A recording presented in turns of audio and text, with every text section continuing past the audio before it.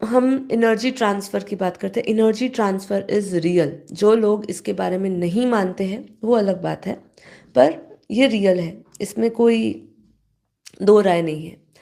आपके आपके ऑरा से दूसरे के ऑरा में एनर्जी ट्रांसफ़र होती है।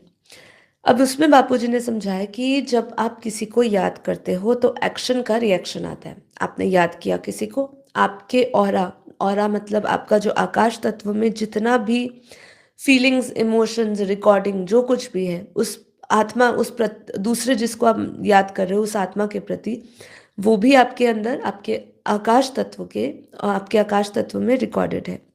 आपके ऑरा में, आपके आकाश तत्व में जो भी फीलिंग्स, इमोशंस भरे हैं वो उसको टच करेंगे।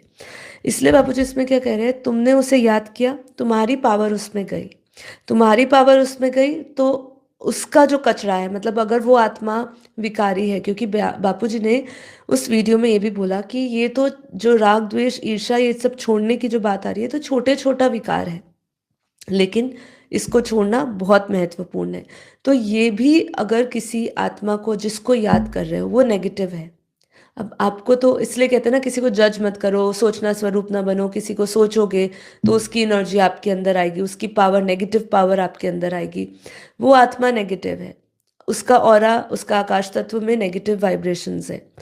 आप उसको याद करोगे, उसकी एनर्जी, उसके ऑरा में जो नेगेटिविटी है, उसके आकाश तत्व में जो नेगेटिविटी है वो आपके ऑरा में आएगी।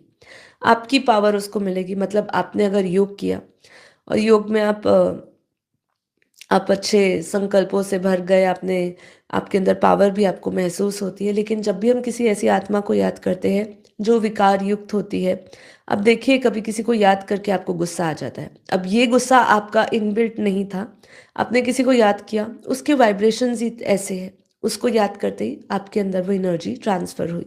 तो एनर्जी ट्रांसफ़र इज़ रियल। इसलिए बापूजी कहते हैं सोचना स्वरूप नहीं बनना। इसलिए जो साधक होता है, जो रियल साधक है या जो संत हैं, वो हमेशा अपना ग्रुप डिसाइड करते हैं, अपना सर्कल डिसाइड करते हैं, मुझे किसके साथ रहना है, किसका संग लेना है, किसको याद करना है, किसको याद नहीं करना है।